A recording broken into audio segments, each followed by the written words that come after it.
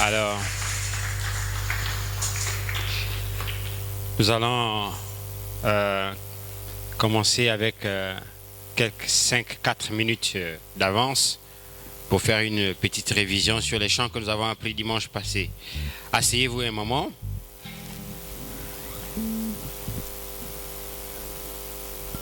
Alors, nous avons appris quelques chants dimanche passé. Qui se souvient des titres que nous avons appris dimanche passé? Oui, bien-aimé? Non, c'était pas ça. Ça, on avait fait une révision. Ça, on a appris ça depuis longtemps. Il est le puissant d'Israël. Mais on a appris des nouveaux chants dimanche passé. Qui se souvient? Qui s'en souvient? Oui? Hein? Non, je ne parle pas de l'enseignement. Je parle des chants, des cantiques. Oui? Né de nouveau. Mais ça, c'était pas dimanche passé. Alors, dimanche passé, nous avons appris le vent souffle à nouveau. Le vent souffle à nouveau. Un si bémol. Le vent souffle à nouveau. Le vent souffle à nouveau. Le vent souffle à nouveau. Le vent souffle à nouveau. Comme au jour de la Pentecôte, le vent souffle à nouveau. Comme au jour de la Pentecôte, le vent souffle à nouveau. Le vent souffle à nouveau. Je vais entendre tout le monde chanter. Le vent souffle à nouveau. Oh oui, le vent souffle à nouveau. Oui, le vent souffle à nouveau. Comme au jour de la Pentecôte, le vent souffle à nouveau. Oh oui, comme au jour de la Pentecôte, le vent souffle à nouveau. Le Seigneur baptise encore. Oh oui, le Seigneur baptise encore. Oh, le Seigneur baptise encore. Oh oui, le Seigneur baptise encore. Oh, comme au jour de la Pentecôte, le Seigneur baptise encore. Vous ne chantez pas. Oui, comme au jour de la Pentecôte, le Seigneur baptise encore. Le Seigneur guérit encore. Oh oui, le Seigneur guérit encore. Oh oui, le Seigneur guérit encore. Oui, le Seigneur guérit encore. Oh, comme au jour de la Pentecôte, le Seigneur guérit encore. Oh, comme au jour de la Pentecôte, le Seigneur guérit encore. Donnons une acclamation au Seigneur. Ça, on a appris ça dimanche passé. On a aussi appris, c'est le Saint-Esprit, le feu, il me garde vivant. Oui, il me garde vivant. Il me garde vivant. Oui, c'est le Saint-Esprit, le feu. Oh, il me garde vivant. Oh, Jésus, il me garde vivant. Oui, c'est le Saint-Esprit, le feu. Oh, il me garde vivant. Oui, il me garde vivant. Oh, il me garde vivant. Oui, c'est le Saint-Esprit, le feu. Oh, il me garde vivant. Oh, Jésus, il me garde vivant. Oh, et je le sens dans mon cœur. Il me garde vivant. Il me garde vivant. Oh, il me garde vivant. Oui, c'est le Saint Saint-Esprit le feu. Oh, il me garde vivant. Oh, Jésus, il me garde vivant. Tout le monde ensemble. Oui, c'est le. Il me. Oh, il. Oh, oui, il me garde vivant. Oui, c'est le Saint-Esprit le feu. Oh, il me garde vivant. Oh, Jésus, il me garde vivant.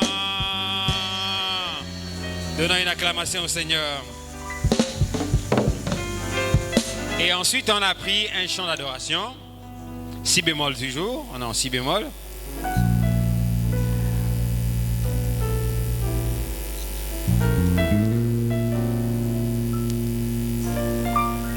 En toutes choses,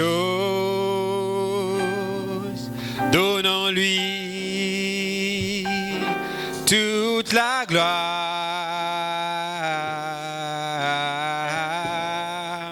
Oh, dans les bons, les mauvais jours, dans les montagnes. Oh, dans les montagnes, les vallées. En toutes choses, donnons-lui toute la gloire.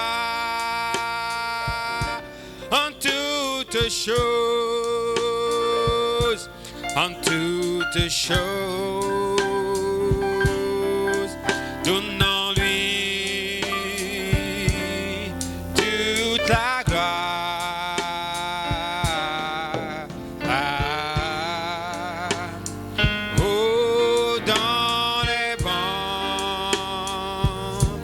les mauvais jours,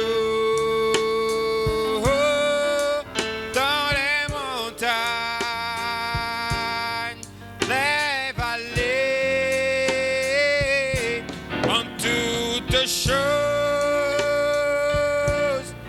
donnons-lui toute la gloire. Ensemble, en toutes choses, en toutes choses,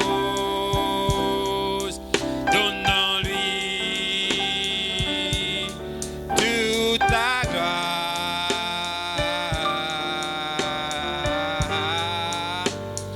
Oh, dans les bons, les mauvais jours, dans les montagnes, les vallées, en toutes choses, donnons-lui toute la gloire. Donnons une acclamation au Seigneur. Allez, on se met debout. Amen. C'est très, très, très important d'apprendre les chants et on aura un répertoire à nous de l'école le dimanche. On va faire un petit répertoire, des petits chœurs, des petits chants faciles à chanter et que nous aurons à chanter souvent ici. Alors on se met debout. Nous allons prendre nos Bibles dans le livre de Psaume, chapitre 1. Donc c'est le premier livre, la première page du livre de Psaume. Psaume chapitre 1. Psaume chapitre 1, premier verset.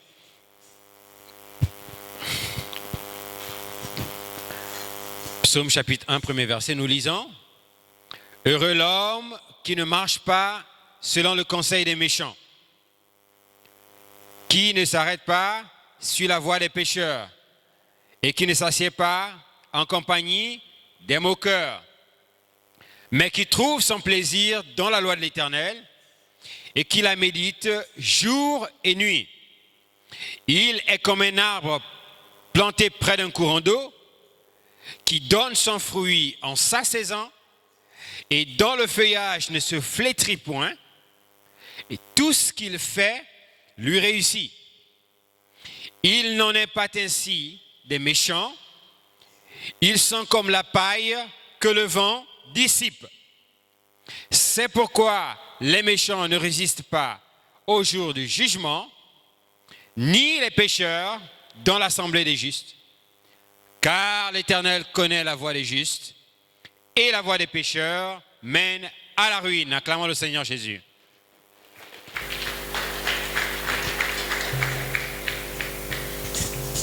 Alors, nous allons prendre un cantique d'adoration. Nous allons adorer le Seigneur avant de prendre les cantiques individuels. Amen.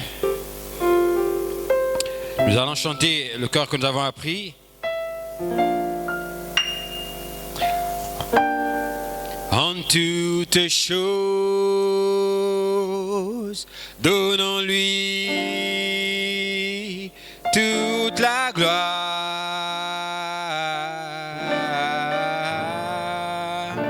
Oh, dans les bons,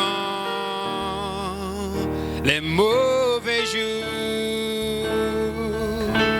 dans les montagnes, les vallées, en toutes choses,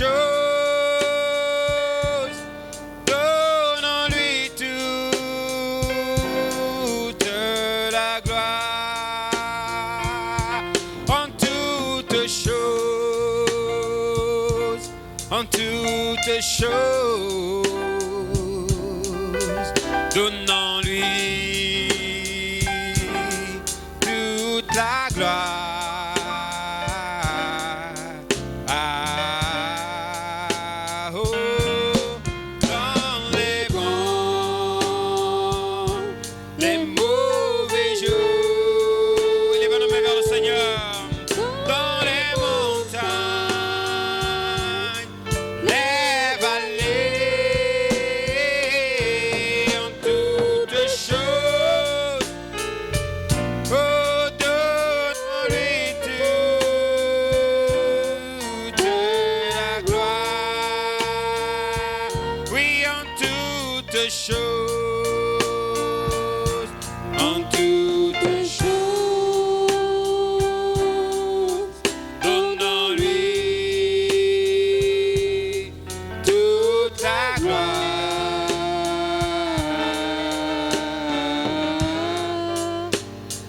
Oh, dans les bons, les mauvais jours,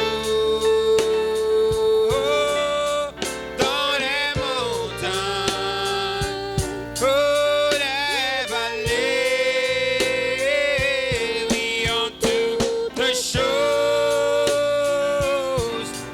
donnons-lui toute la gloire. Élevons nos voix, disons un mot au Seigneur Jésus. Élevons nos mains vers le Seigneur. Parlons-lui ce matin. Remercions-le pour sa grâce et pour le privilège qu'il nous accorde d'être dans sa maison. Je veux que tout le monde puisse fermer les yeux et prier.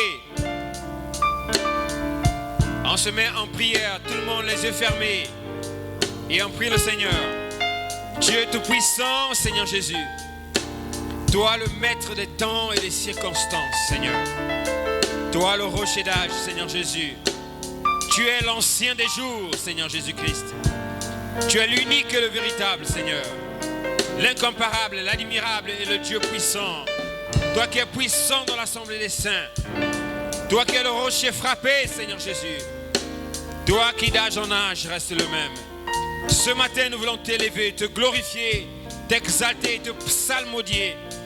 Parce que tu mérites la gloire, la louange. Tu as dit que tous ceux qui respirent louent l'Éternel. Et ce matin, nous sommes rassemblés ici, dans ce lieu saint, dans ce lieu sacré, pour te donner la louange et la gloire. Seigneur de Tout-Puissant, prends le contrôle de ce service d'école du dimanche. Bénis tes enfants, Seigneur, qui sont venus ce matin. Nombreux, Seigneur, et tôt ce matin pour t'adorer. Dieu bien-aimé, prends le contrôle, Seigneur Jésus, de ce lieu, que ta présence soit ici, que ton onction soit ici, que ta présence infaillible puisse conduire cette réunion, Seigneur. Oh Dieu Tout-Puissant, bénis ta parole, Seigneur Jésus, et bénis le service, Seigneur Jésus. Bénis, Seigneur du Tout-Puissant, la réunion tout entière, et sois au milieu de nous pour pour nous conduire en toutes choses, parce que tu es le Dieu qui est digne d'adoration. Sois loué, sois élevé et sois exalté. C'est dans le précieux nom, le nom parfait, le nom glorieux de notre Seigneur Jésus-Christ que nous t'avons prié et demandé pour ta seule gloire. Disons Amen et Amen et Amen. Amen. Asseyons-nous un moment. Nous avons beaucoup de cantiques ce matin. C'est à croire qu'il y a un grand réveil à l'école le dimanche. Alors nous appelons ici le frère Élisée et le frère Séraphin Bunzanga. Pourquoi ce sont toujours les mêmes? Les autres ne veulent pas chanter? Alors on les acclame s'il vous plaît. Frère Élisée et frère Bunzanga. Alors quand vous venez, prenez le micro. Shalom épouse de Christ, nous voulons chanter pour la gloire de notre Dieu. Allons-y. Shalom, shalom épouse du Seigneur Jésus-Christ. J'aimerais chanter pour la gloire de mon Dieu. Shalom épouse du Seigneur Jésus-Christ. Je vais chanter pour la gloire de mon Dieu.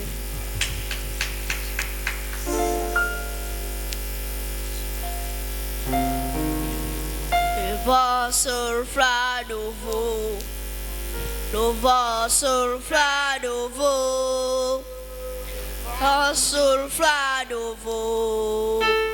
Le vent souffla nouveau. Dans le jour de la Pentecôte, le vent souffla nouveau. Dans le jour de la Pentecôte, le vent souffla nouveau. Dans le jour de la Pentecôte, le vent souffla nouveau. Dans le jour de la Pentecôte, le vent souffla nouveau. Dans le jour de la Pentecôte, le vent souffla nouveau. Dans le jour de la Pentecôte, le vent souffla nouveau. Le vent souffla nouveau. Le vent souffla nouveau. Dans le jour de la Pentecôte, le vent souffla nouveau. Dans le jour de la Pentecôte, le vent souffla nouveau. Dans le jour de la Pentecôte, le vent souffla nouveau.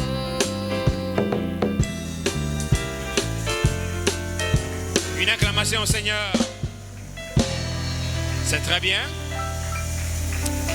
Une autre requête, Shalom épouse de Christ, nous désirons chanter pour la gloire de notre Dieu. Vous savez, le Dieu s'écrit toujours avec une lettre majuscule, toujours une lettre majuscule. C'est très important de retenir. Donc on appelle ici le frère Gilbert, le frère Enoch et le frère Osée. Que le Seigneur les bénisse, peuvent s'avancer.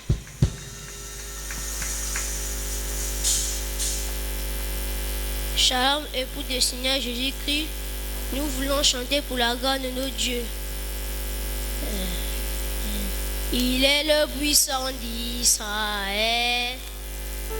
Il est le puissant d'Israël. Alléluia. Sa voix parlera. Sa parole s'accomplira. Il est le puissant d'Israël. Il est le puissant d'Israël. Alléluia. Il est le puissant d'Israël. Alléluia. Sa voix parlera. Sa parole s'accomplira. Il est le puissant d'Israël. Alléluia. Israël.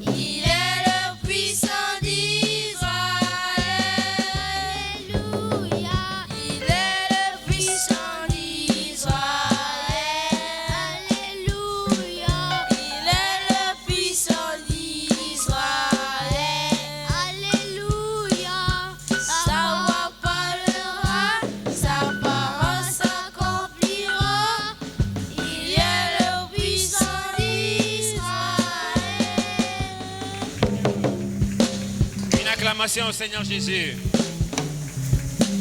Nous prenons la dernière requête, c'est la sœur Anne. Attendez, que je suis la sœur Anne, sœur Divine et sœur Esther. Ils peuvent s'avancer. Acclamons, on les acclame. Sœur Anne, Divine et Esther. Avancez. Sœur Anne, sœur Divine, sœur Esther. Vous mettez ici. On se met ici.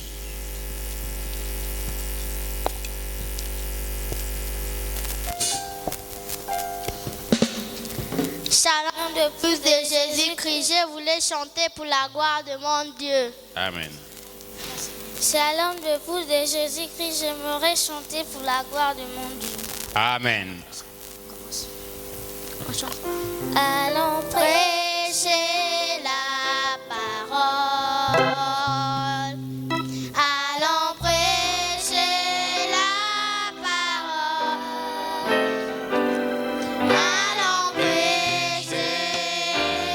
Allons prêcher. Allons prêcher la parole. Le Saint-Esprit est descendu. Oh oui, Le Saint-Esprit est descendu. Le Saint-Esprit, le Saint-Esprit, le Saint-Esprit est descendu. Le roi de rois est descendu. Alléluia, le roi des rois est descendu. Le roi de rois, le roi de rois, le roi de rois, le roi de rois est descendu. Et acclamons très fort le Seigneur Jésus. Que Dieu les bénisse beaucoup. Merci, merci. Alors nous nous mettons debout, nous allons chanter. Amen. Amen.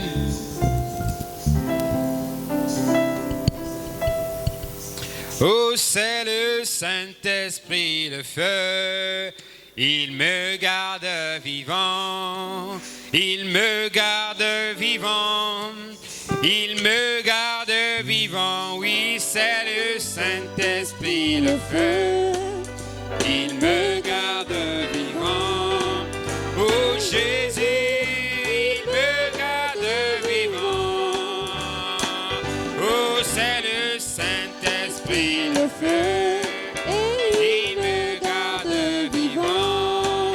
Il me garde vivant. Oui, il me garde vivant. Oui, c'est le Saint-Esprit, le feu. Il me garde vivant. Oh Jésus, il me garde vivant. Oh, et je le sens dans mon cœur. Oui, il me garde vivant. Chantons le Seigneur. Je ne vous entends pas chanter. Il me garde vivant. Oh, et je le sens dans mon cœur. Il me garde vivant. Oh Jésus, il me garde vivant. Oh, c'est le Saint-Esprit, le feu. Il me garde vivant. Il me garde vivant. Oh, il me garde vivant. Oui, c'est le Saint-Esprit, le feu. Il me garde vivant. Jésus, il me garde vivant. Acclamons le Seigneur Jésus. On peut s'asseoir.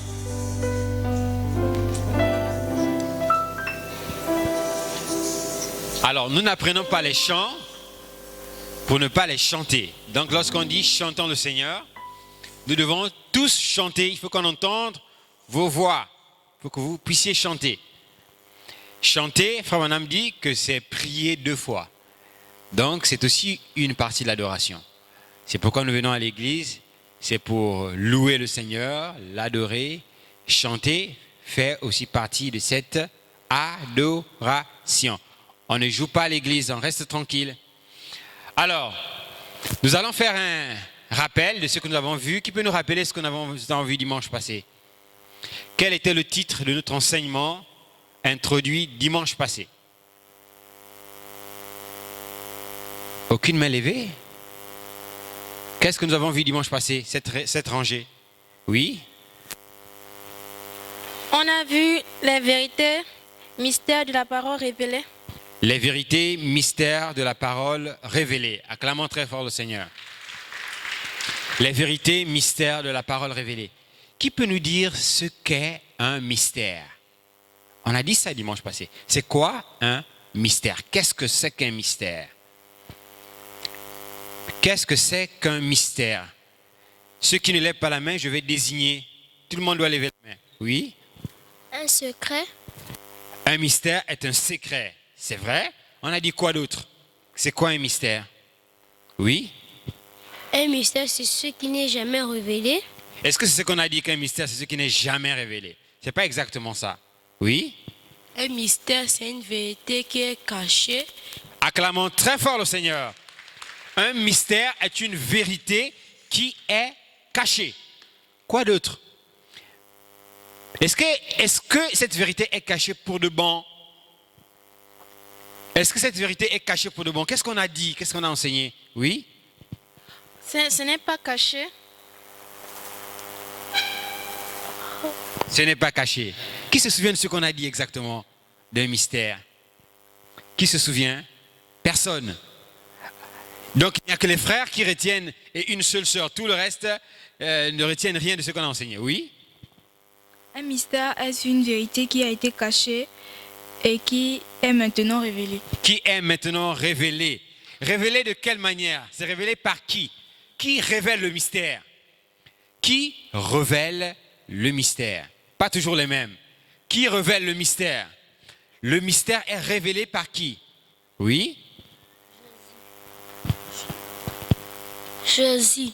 Par Jésus. Acclamons très fort le Seigneur, donc par Dieu. Le mystère est révélé par Dieu. Qu'est-ce qu'on a dit d'autre? Quel était le titre du sujet? Ce qu'elle a donné, c'est le thème de l'enseignement. Mais quel était le sujet qu'on a abordé? C'est quoi l'intitulé du sujet? Oui? La divinité suprême du Seigneur Jésus. Acclamons très fort le Seigneur. Nous avons vu la divinité suprême du Seigneur Jésus-Christ. C'est ça le sujet, le thème qu'on va aborder. Mais qui peut me rappeler, que veut dire suprême? Pourquoi nous disons la divinité suprême? Ça veut dire quoi? On a aussi expliqué ça dimanche passé. On a expliqué ce que ça veut dire, la divinité suprême. Qui peut m'expliquer ce que ça veut dire? La plus grande divinité. Acclamons très fort le Seigneur. Ça veut dire la plus grande des divinités. Parmi tous les dieux qui existent, la divinité suprême, c'est celle du Seigneur Jésus-Christ. Mais qui peut me donner la leçon que nous avons vue dimanche passé? Quelle était notre leçon? Pas toujours les mêmes. Quelle était la leçon? Oui?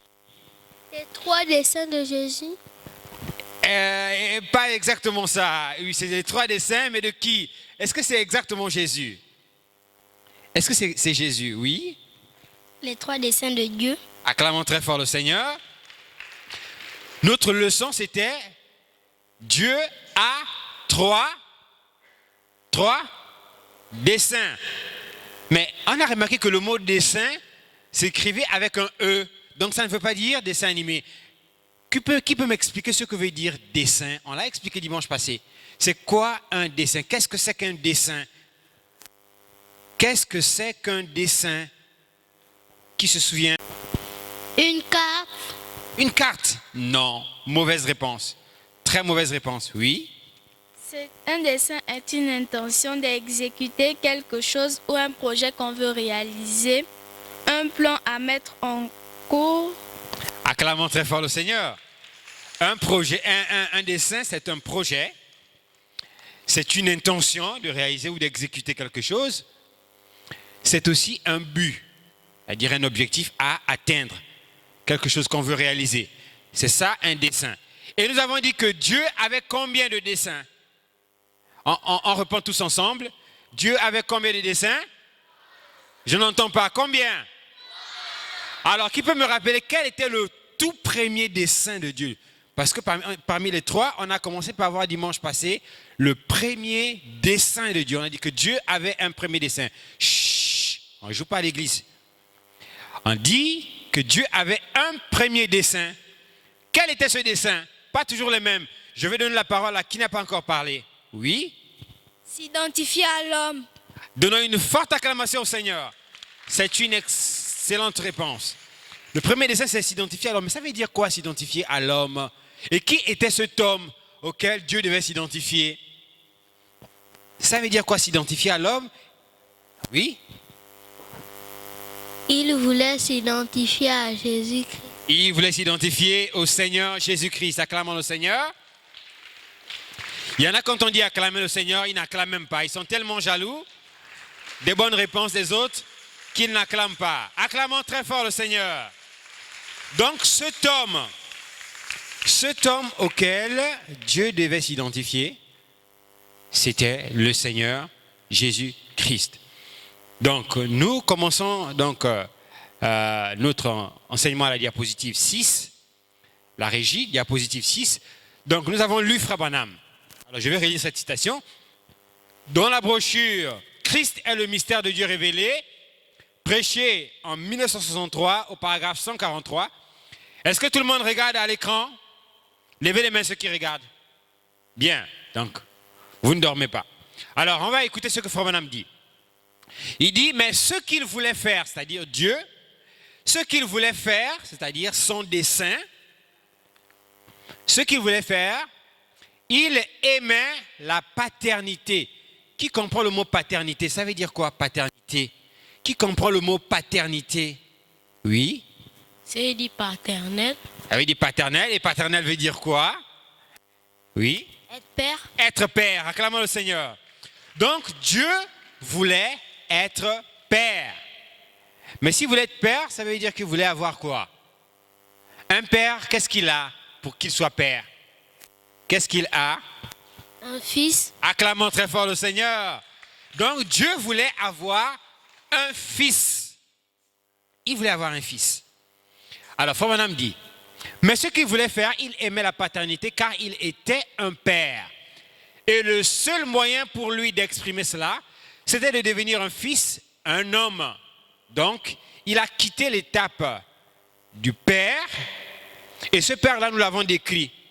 On a dit qu'il était Elohim. Il était Jéhovah. Il était l'Éternel. Il était le Logos. Il est entré dans le Logos, qui lui est le Fils. Et le Père et le Fils sont devenus un. Là, c'est dans l'éternité. Et là, on nous dit, et le Père est le seul moyen pour lui d'exprimer cela, c'était de devenir un fils, un homme. C'est pour ça que Jésus disait constamment, le Fils de l'homme. Vous voyez, il ne savait pas de quoi il parlait, beaucoup d'entre eux. Mais maintenant, vous saisissez, l'Assemblée dit Amen. Vous voyez, il voulait s'exprimer. C'est ça le premier dessein de Dieu. Il voulait quoi? Tout le monde, je ne vous entends pas. Il voulait quoi? Il voulait s'exprimer. Frère Branham dit, il ajoute, il voulait s'exprimer. C'était là un de ces trois grands desseins, de s'exprimer, de s'identifier avec les êtres humains. Il voulait s'identifier avec qui? Je ne vous entends pas. Dieu voulait s'identifier avec qui? Les êtres humains. Il voulait s'identifier avec les êtres humains, de se révéler en Christ. De se révéler en qui? Je ne vous entends pas. Il y en a qui dorment, qui ne répondent même pas. Se révéler en qui? Très bien, se révéler en Christ. Prochaine diapositive. Donc ça, c'était le premier dessein de Dieu. Alors, ce Dieu dont nous parlons ici, c'est celui-là. Qui voit cette photo? Levez les mains.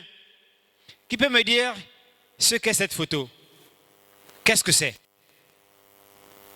C'est quoi cette photo? Oui, on a une main levée ici. Jésus. C'est Jésus, ça c'est le gros plan. C'est une bonne réponse. Mais c'est quoi d'autre? Comment on appelle ça encore? La photo de Dieu. La photo de Dieu, ça c'est vraiment le gros plan. C'est très bien. Quoi d'autre encore? Le logos. Le logos, tout ça c'est correct. Quoi encore? Comment on appelle cette photo? Qu'est-ce que c'est? La nuée de gloire. La nuée de gloire. Acclamons très fort le Seigneur. Elle s'appelle la nuée de gloire. Cette nuée, c'est ce que nous appelons le Père. C'est lui Elohim et c'est lui qui est à l'intérieur. Et le premier dessein de Dieu, est-ce que tout le monde suit? Levez les mains ceux qui suivent. Le premier dessein de Dieu, c'était quoi? C'était de quitter cette forme. Dieu devait quitter cette forme. Parce que dans cette forme, on ne pouvait pas le voir avec nos... On ne pouvait pas le voir avec nos... On ne pouvait pas le voir avec nos yeux. Pour que nous puissions, nous les humains, pour que nous puissions le voir, pour que nous puissions même le toucher, pour que nous puissions parler avec lui, manger avec lui, rire avec lui, il fallait qu'il quitte cette forme-là pour qu'il devienne comment? Pour qu'il devienne comment? Quand il quitte cette forme, il devient comment? Un être humain. Acclamons très fort le Seigneur. Pour qu'il devienne un être humain. Et quand il est devenu un être humain, comment on l'a appelé? Parce que là, on l'appelait la colonne de feu, Elohim, l'Éternel, Jéhovah. Mais quand il est devenu un être humain, il a marché sur la terre. Comment on l'a appelé? On l'a appelé comment? Comment on l'a appelé? Oui. Jésus. On l'a appelé Jésus. Mais je veux le nom complet. Je veux le nom complet. Je veux un nom complet. On l'a appelé comment? Seigneur Jésus-Christ. Le Seigneur Jésus-Christ. Je veux que tout le monde répète. On l'a appelé comment? On l'a appelé comment? Vous voyez, là, on a trois mots. On a Seigneur, Jésus. Combien de mots? Seigneur, Jésus-Christ. Le mot Seigneur veut dire celui qui domine, celui qui règne, celui qui a l'autorité suprême. C'est ce que ce mot veut dire. Le mot Seigneur veut dire celui qui domine, celui qui règne, celui qui a l'autorité suprême. Il a quitté cette forme et il est descendu sur la terre. Et Frère Madame dit que c'était ça son premier dessein. Prochaine diapositive. Alors, lisons maintenant Acte 9. Lorsqu'il était sur la terre, il a marché comme un homme et nous allons étudier sa divinité. Nous allons comprendre. Le but de cet enseignement, c'est pour que vous puissiez comprendre comment Dieu est passé de la forme d'un esprit, c'est-à-dire de la forme d'une théophanie, à la forme d'un homme qu'on pouvait voir, qu'on pouvait toucher, qui pouvait parler. Comment est-ce que ce passage s'est fait? Comment il a quitté la forme d'un esprit? Il est devenu un homme et après, hop, il est reparti encore à la forme qu'il avait, c'est-à-dire la forme d'un... Comment on appelle cet esprit? Comment on appelle cet esprit? Oui. L'Esprit de Dieu. L'Esprit de Dieu ou encore Le Saint-Esprit. le Saint-Esprit. Acclamons très fort le Seigneur. On l'appelle le Saint-Esprit. Vous voyez, là on a encore deux mots. Saint-Esprit, ça veut dire la nature de Dieu. C'est ça, ça veut dire sa nature, c'est qu'il est. Il est saint et il est esprit. Quand on dit qu'il est esprit, ça veut dire qu'on ne peut pas le voir avec nos... Est-ce qu'on peut voir les esprits? Est-ce qu'on peut voir les esprits? Est-ce que nous croyons que le Saint-Esprit est ici? Qui croit que le Saint-Esprit est ici? Dans l'église? Très bien, le Saint-Esprit est ici. Mais est-ce qu'on peut le voir? On ne peut pas le voir. On peut tout simplement sentir sa présence. On peut sentir sa présence. Il descend sous la forme de l'onction. Il peut circuler ici. Il peut vous toucher. Vous sentez que quelque chose est autour de vous. Vous sentez une présence surnaturelle. une onction, c'est lui. Là, il est dans la forme d'un esprit. Et cet esprit-là, nous l'appelons l'Esprit Saint. Saint-Esprit, ce n'est pas un nom. Saint-Esprit, c'est la nature de Dieu. Saint-Esprit, c'est quoi? Saint-Esprit veut dire quoi? Qu'est-ce que c'est?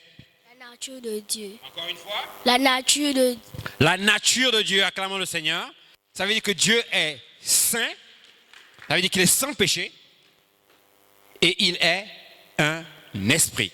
Donc, notre enseignement, c'est de découvrir ce mystère de la divinité suprême du Seigneur Jésus. C'est-à-dire l'histoire de comment Dieu est devenu, comment Jésus est devenu Dieu. C'est-à-dire comment Dieu est passé de la forme d'un esprit et il a pris un corps et il est entré dans ce corps et ensuite, et après il est devenu esprit à nouveau.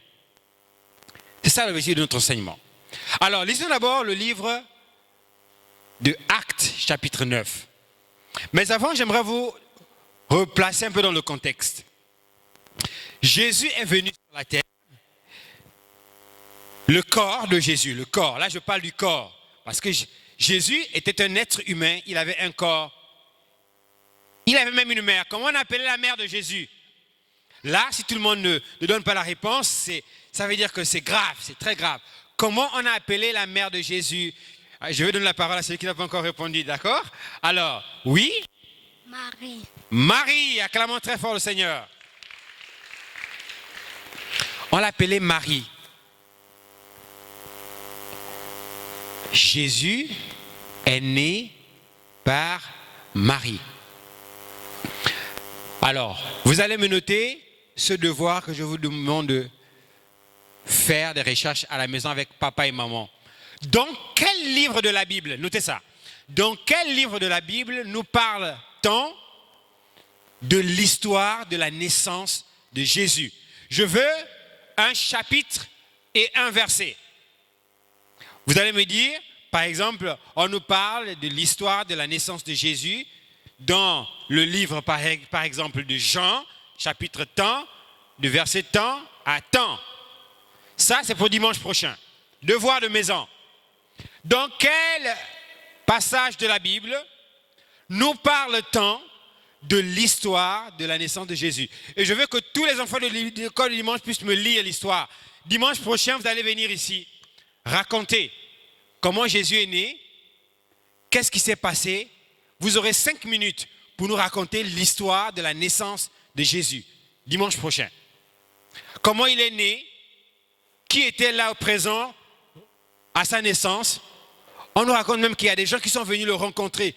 Ils voulaient voir le bébé. Comment on appelait ces gens qui voulaient venir voir le bébé? Ça, c'est dimanche prochain. Dimanche prochain. Alors, vous notez ça? On ne dort pas. Dimanche prochain, vous allez venir ici me raconter l'histoire de la naissance de Jésus. Qu'est-ce qui s'est passé avant sa naissance? Quelle a été l'histoire? Vous viendrez me raconter ça dimanche prochain. Quand je viendrai ici, je vais juste désigner. J'ai dit, bon allez, toi, prends le micro. Allez, viens ici. Tu viendras, tu vas dire, dans le livre, par exemple, de Jean, chapitre, par exemple, 1, voilà, Jésus est né comme ça, comme ça, comme ça. Vous allez nous raconter l'histoire. Comment sa maman, Marie, est tombée enceinte de lui. De quelle manière vous allez raconter l'histoire ici, dimanche prochain. Qui a compris l'exercice? Levez les mains. Qui a compris l'exercice? Donc, quand vous entrez à la maison, vous allez demander à papa et à maman de vous orienter dans la Bible. Ils vont vous montrer le passage et vous allez lire l'histoire, toute l'histoire de Jésus.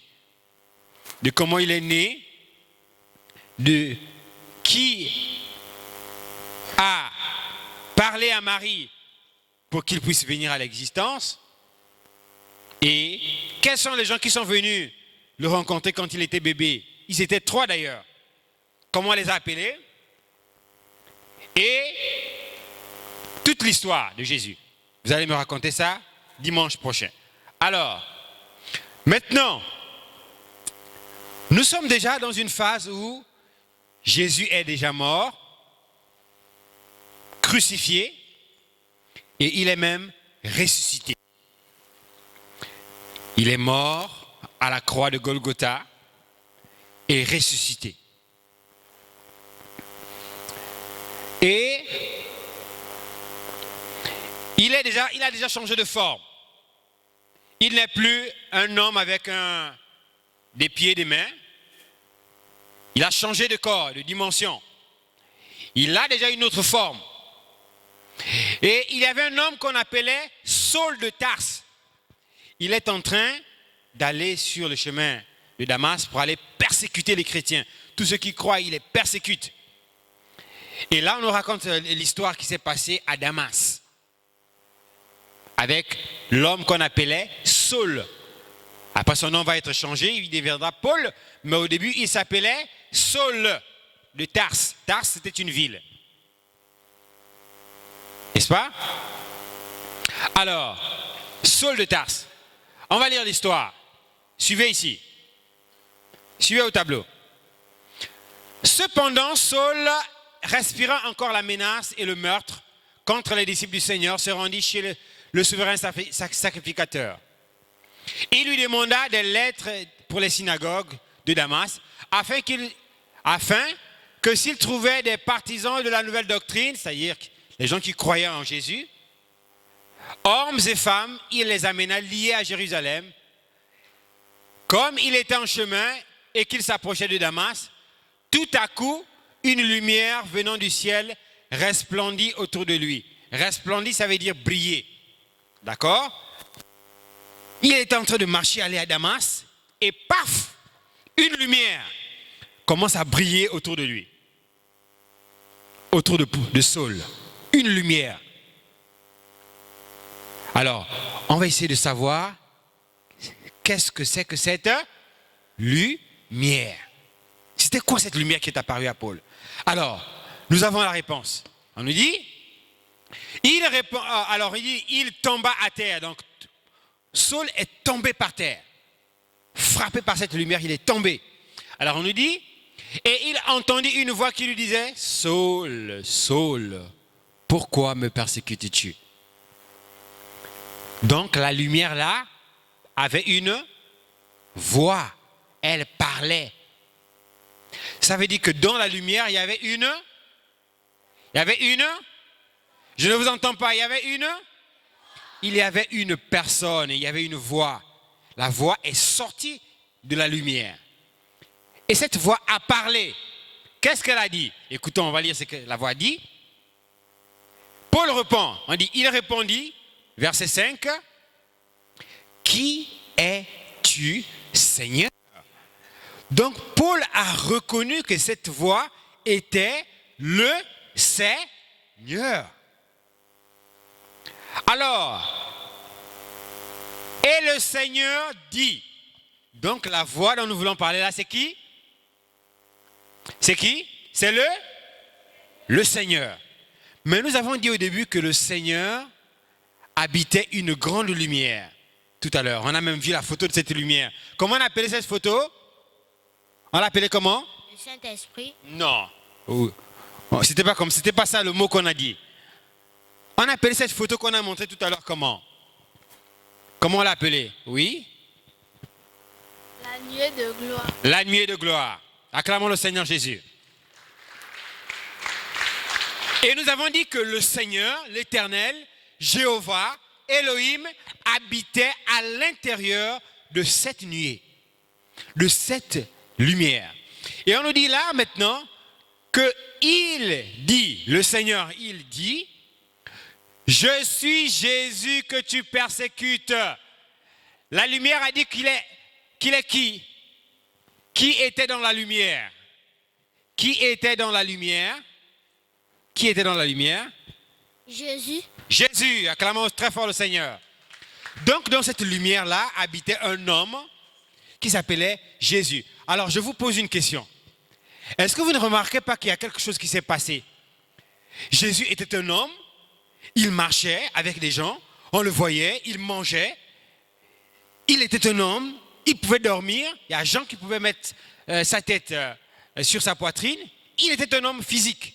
On ne dort pas. On ne dort pas. Il était un homme physique, avec 2 pieds. Il marchait. Après un moment, on l'a tué. Il est mort. Et après sa mort, il est ressuscité. Et quand il est ressuscité, il a changé de forme. Il n'était plus un homme physique. Il est redevenu un esprit. Un esprit. Il est devenu un esprit.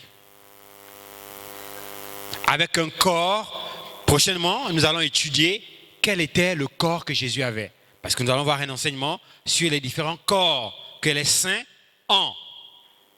Nous verrons quel était le corps que Jésus avait. Pourquoi, avec le corps qu'il avait, il pouvait apparaître après sa résurrection et disparaître? Quel est ce corps qu'il avait par lequel il pouvait apparaître et disparaître? Alors qu'avant sa mort, il ne pouvait pas disparaître. Il était là, il était constamment là avec les disciples, il marchait, il mangeait. Mais après sa mort, on voit qu'il apparaît sous la forme d'une lumière à Paul. Et cette lumière, Paul pose la question, il dit, mais qui es-tu Seigneur? Il dit, je suis Jésus. Prochaine diapositive. Alors, écoutons maintenant ce que Frère Branham dit de qui est ce Jésus et de quel était l'objectif pour lequel il est venu. On va lire. Brochure, Monsieur, nous voudrions voir Jésus, prêché en 1957 au paragraphe 21. Écoutez la lecture. Écoutez la lecture. Alors, or Jésus était né dans un but.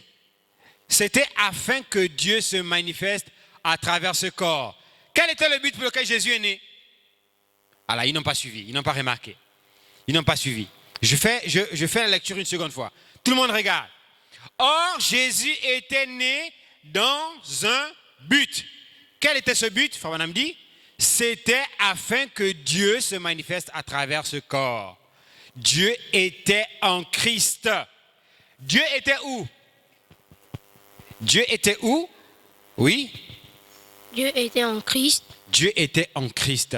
Donc quand Jésus marchait sur la terre là, qui était en lui? Dieu était en lui. Question. La question que nous allons nous poser dans le cadre de cet enseignement, à quel moment Dieu est entré dans le corps de Jésus? À quel moment? Qui connaît la réponse? Qui connaît à quel moment? Parce que Jésus est né, il était un garçon, il jouait peut-être aux billes, tout ça, il courait, il avait peut-être des amis, il était un petit garçon, il a grandi. Et à partir de l'âge de 12 ans, il commence à prêcher la parole. Il commence à témoigner des affaires du Père. Parler de Dieu. Mais à quel moment l'Esprit, Elohim, le Père, le Logos, est entré dans le corps de Jésus? Quelle est la réponse? Oui. Le jour de son baptême. Donnons une forte acclamation au Seigneur. Là, on a une première vérité qui vient de sortir. Donc, c'est le jour du baptême de Jésus que le Père est descendu en Jésus. Parce que Jean-Baptiste, effectivement, qui baptisait Jésus, la Bible dit, les cieux s'ouvrirent et l'Esprit du Seigneur est descendu comme une colombe. Ce n'était pas une colombe c'était un oiseau. Ce n'était pas une colombe, on a dit comme. D'accord? Comme. Qui a la forme d'une colombe, qui ressemble à une colombe. mais ce n'était pas une colombe. On nous dit, le Saint-Esprit, l'Esprit de Dieu est descendu comme une colombe. C'est entré en qui? Cet esprit-là qui est descendu du ciel est entré en qui le jour du baptême? C'est entré en qui? En Jésus. Donnons une acclamation au Seigneur. Cet esprit-là qui descendait du ciel sous la forme d'une colombe, comment on l'appelle encore? Comment on peut appeler encore cet esprit qui est descendu du ciel sous la forme d'une colombe? Parce qu'on a le corps de Jésus qui est là dans la rivière avec Jean-Baptiste. Et on a un esprit qui descend comme une colombe pour entrer en lui. Cet esprit qui descend là, comment on l'appelle encore? On l'appelle comment? Pas toujours les mêmes. Ah, il y a une main levée là-bas. Pas toujours les mêmes. Comment on appelle encore cet esprit qui descend et qui est entré en Jésus? Nous l'appelons comment? L'Éternel. Acclamons très fort le Seigneur. Nous l'appelons l'Éternel. Quoi encore? Oui. Le Saint-Esprit. Le Saint-Esprit. Acclamons très fort le Seigneur. On l'appelle encore comment? Oui. Jéhovah. Jéhovah. Acclamons très fort le Seigneur. On l'appelle encore comment? On l'appelle encore comment? Oui. Jésus-Christ. Pas exactement. On parle de l'esprit qui est descendu et qui est entré en Jésus. Comment on l'appelle encore? Le roi des rois. Le roi des rois. Le Logos. Le Logos. La nuée de gloire. La nuée de gloire. Bon. Alors, donc vous avez là un être surnaturel qui descend et qui entre dans le corps de Jésus. C'est ce jour-là que Jésus, c'est-à-dire le corps, l'homme et Dieu sont devenus un, n'est-ce pas? C'est-à-dire l'esprit, Elohim, Jéhovah et le corps de Jésus sont devenus une seule et même personne. C'est alors que Jésus est devenu, parlez fort, il est devenu quoi? Il est devenu Dieu. Quand nous disons la divinité suprême du Seigneur Jésus, nous disons donc que Dieu, le Père, est descendu dans un corps et ce corps et lui sont devenus une seule et même personne. Poursuivons la lecture. Dieu était en Christ réconciliant le monde avec lui-même. Il était un corps qui était rendu physique pour que les hommes et les femmes puissent voir ce qu'ils pensaient. Donc nous ne pouvions pas voir Dieu tant qu'il était sous la forme d'un esprit. On ne pouvait pas le voir. Il fallait qu'il descende sous la forme d'un homme, d'un corps, pour que nous puissions entrer en contact avec lui, le toucher, pour que nous puissions parler avec lui, pour que nous puissions voir ses émotions, parce qu'il a pleuré. N'est-ce pas? Devant la tombe de Lazare, on a vu les larmes de Jésus. Donc il pouvait aussi pleurer comme un homme. Devant la tombe de Lazare, il a pleuré. Donc il avait aussi des émaux. Il avait Donc il pouvait aussi être triste. Il pouvait aussi être en joie. C'était donc un homme comme nous. Mais le jour de son baptême, Dieu le Père, Jéhovah, est descendu dans cet homme. Et cet homme est devenu Dieu. Et ses expressions envers les gens dans sa gratitude. Et son attitude envers le genre humain tout entier. Il l'a exprimé à travers Christ. Christ semblait être une double personnalité.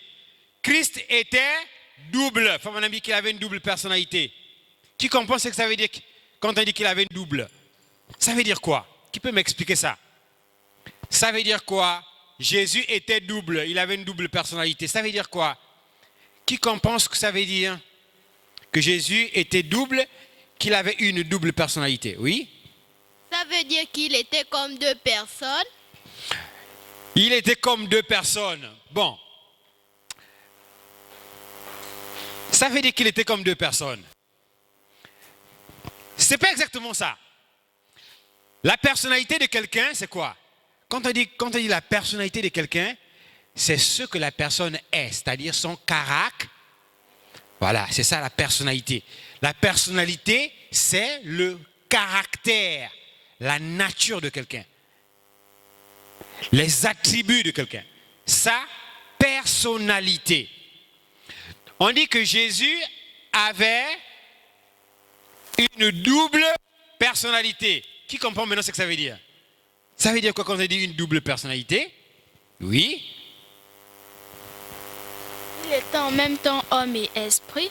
Acclamons très fort le Seigneur. Il était en même temps homme. Ça veut dire qu'il était humain. Avec les émotions, il pouvait avoir faim, il pouvait avoir soif. Mais en lui, il y avait également un esprit qui est quitté de l'éternité, qui était Dieu, qui est entré en lui. Donc il était à la fois homme et Dieu. C'est pourquoi nous disons qu'il était un être double. Double. En tant qu'homme, devant la tombe de Lazare, qu'est-ce qu'il a fait? Il a pleuré. Mais en tant que Dieu, qu'est-ce qu'il a fait? Il a crié. Lazare, sors. Donc en tant que Dieu, il était une voix de la résurrection. Une voix de la résurrection. Donc Jésus était un être double. Dimanche prochain, nous verrons donc le deuxième dessein de Dieu et le troisième dessein. Et nous allons découvrir comment, effectivement, ce mystère de la divinité du Seigneur Jésus-Christ est très, très, très important pour toute personne qui croit à la parole.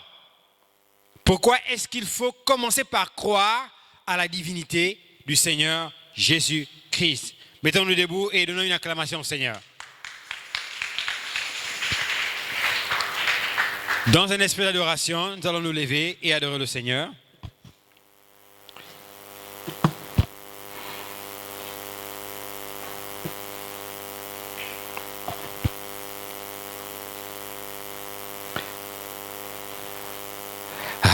Alléluia,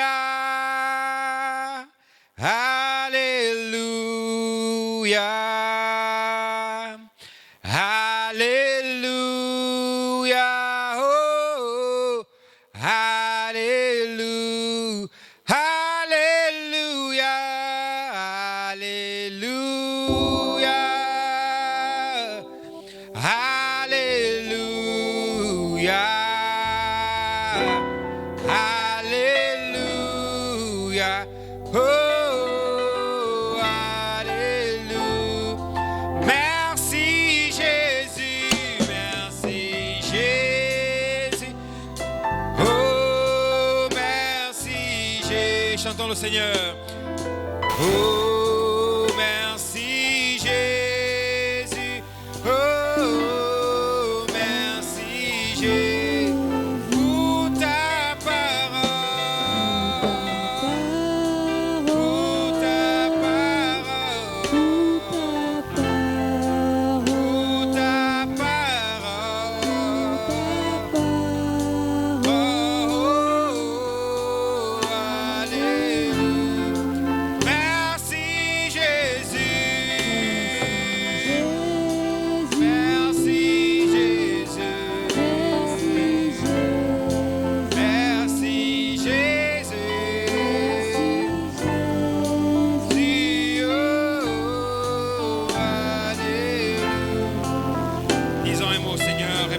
Ce matin, Dieu Tout-Puissant, Seigneur Jésus, tu es l'auteur de la parole, Seigneur.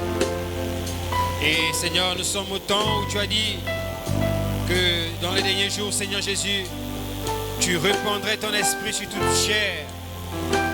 Et Seigneur Jésus, tu as dit que l'esprit de vérité nous conduira dans toute la vérité. Et la vérité, c'est ta parole, Seigneur Jésus.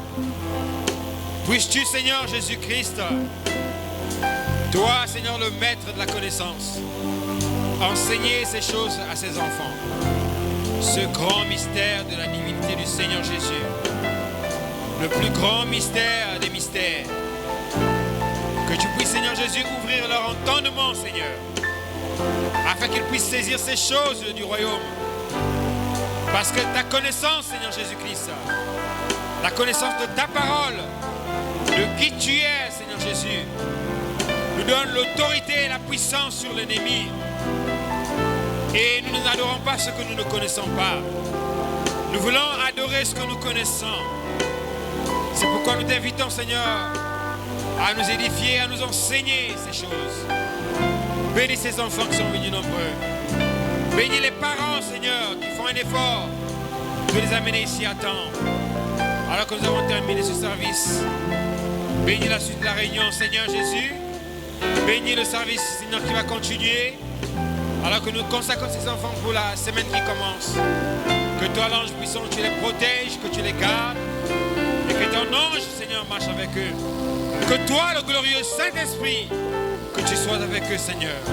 Que tu les protèges et les gardes dans ce monde mauvais, Seigneur Jésus. Reçois la louange et la gloire. Au nom du Seigneur Jésus, nous prions. Amen et amen et amen. Nous allons chanter pour sortir. Amen. Nous allons chanter pour sortir. C'est le Saint-Esprit, le feu. Il me garde vivant. Il me garde vivant. Oui, il me garde vivant. Oui, c'est le Saint-Esprit, le feu. Il me garde vivant. Jésus, il me garde.